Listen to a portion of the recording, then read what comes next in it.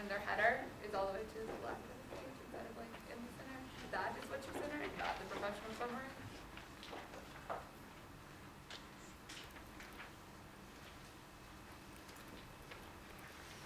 Anything else? I'm going to go over the list of what we wrote out. Yes. So for A, you guys saw that it was consistent with the format and the font punctuation.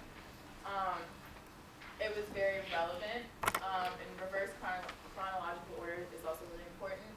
For B, you said to get rid of skills, which we had listed on both sides, but I know for both of them, what stood out to me was that they were just like super random stuff where like with Microsoft Word and Office, you could just combine that and say Microsoft skills. They listed like phone and email before they were doing email. The listing of the position and the job. Nothing was bolded, so everything just flowed together. It's not organized. The verb usage was not good, and the formatting of the header was bad. And something else that you guys did not see, where there was a few spelling errors on the B, and let's see, the bullet points were only supposed to be for B. That kind of messed up, but that was about it. You guys did a good job though. Alright, we're having some difficulties right There we now. are. Either way, we have a special guest for y'all. She's a career counselor at the CDC. Her name is Sarah Wild. And she's going to talk to us about perspective from a career counselor and her experience with students' resumes. I feel like I'm doing like a solo performance. Well, hey everyone. My name is Sarah Wild, and I'm a career counselor. I primarily serve students in the College of Humanities and Social Sciences. And I'm glad you all came tonight. Our career ambassadors did a really good job giving you some overarching tips about how to put your resume together, which is really exciting. So some of you just got to state, and some of you are about to leave state. Both places are really exciting, and everywhere in between. But I've seen hundreds of resumes, and I've never seen a perfect resume before. So if you want to challenge me to see if you can give me one, I'd love to have it. I figured I'd share with you some common mistakes that I see in resumes or questions that I get about resumes. One of the first things that I notice is your education. If you're a soon-to-be graduate, your education is your strongest selling point when you leave college. So it really should be high up on your resume. And something important to note is including your full degree name, not just what major you are. Because there's a difference between having an associate's, a bachelor's, a PhD, a master's, and we want to make sure we include that in the education section. Bullet points are harder to write the first time you start writing them. I know we talked a lot about action verbs and quantifying where possible, being really concise in your sentence structures. But your career counselor for your college can help you create and revise your bullet points so they sound really professional. Even if you worked at a shoe store and all you did was work at the cash register, we can help you highlight your transferable skills and make it sound really professional so it's appealing to an employer. You can highlight relevant experience. I usually recommend listing that higher up on the resume as well because employers want to see that. If your GPA is above a 3.0, we want to see that too. But when you review your resume, don't just look for spelling errors. Look at how it's formatted. Is it clean, concise? Are the spaces even? Is the font all the same? Have you spelled everything correctly? That's definitely a given. But take a look at what it looks like. Is it easy to read? Is an employer or a person from off the street, are they able to read it and see what your skills are really quickly? That's really important. But I wanted to see if you all had any additional questions that you thought about. What should go on a resume, what shouldn't, things that maybe you heard from your friends that you're unsure of. What can we help answer that you might be thinking about?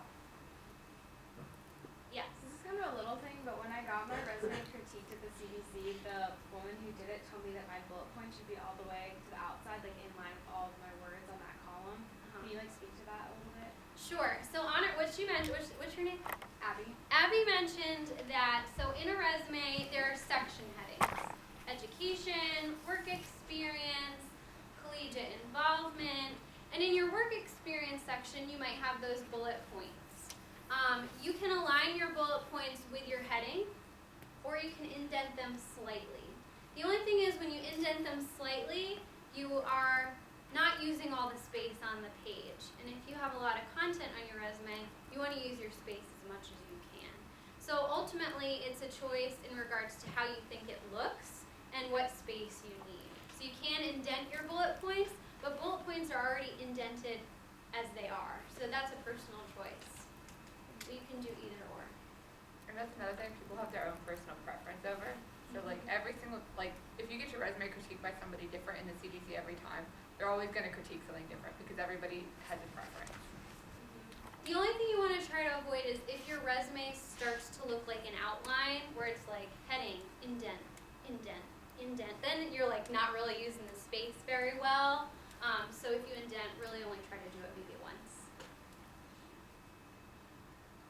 What other questions? Things you're thinking about or you're unsure of? How well is humor received on resumes? Like, Humor. I actually see maybe a pinch of humor or personality more so in a cover letter than a resume. A resume is specific to the point on what your experiences have been and the skills that you have, very concise. Your cover letter is a professional business letter that is tailored to every job you apply to, so it will be different for every job you apply to. And occasionally, you might see a little snippet of personality in a cover letter because it may help connect with that employer. I actually mentioned my dog in my first cover letter. Let me tell you how many phone calls I got about that. And they all asked about my dog. But you have to do it in a very professional, strategic way, and if that's something you want to do, you definitely need to come in and see a career counselor because you don't want to mess that up. It's a risk. So, yeah. Where can I find out my college's career counseling? What college are you in? Science.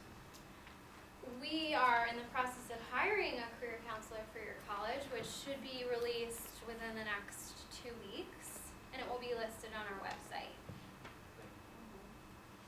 You can always check EPAC too, because that's where you can make an appointment with your.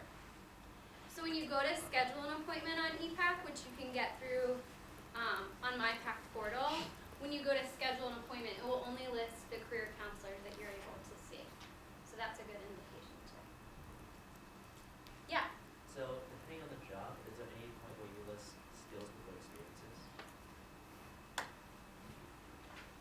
Potentially in the technology, like STEM related field.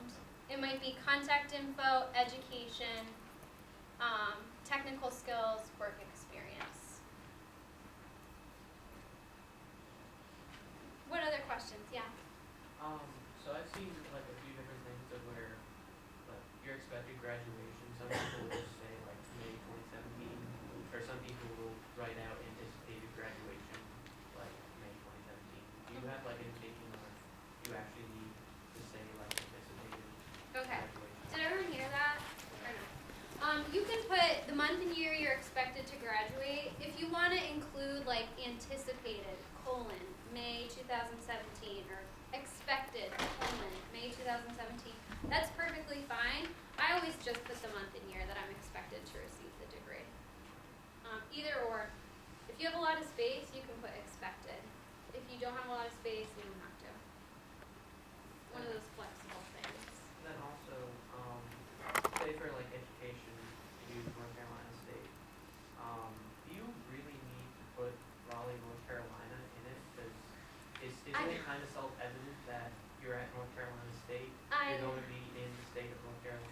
Yeah, that's a good question. Do you have to include the city and state for education in your work experience? experience, even if the name of where you worked or where you went to school is actually like the locations in it, I would always put the city and state for your education and your work experience, because nothing is given on a resume, unfortunately. So for instance, somebody might not know that Indiana University is in Pennsylvania. It is also in Indiana. So there's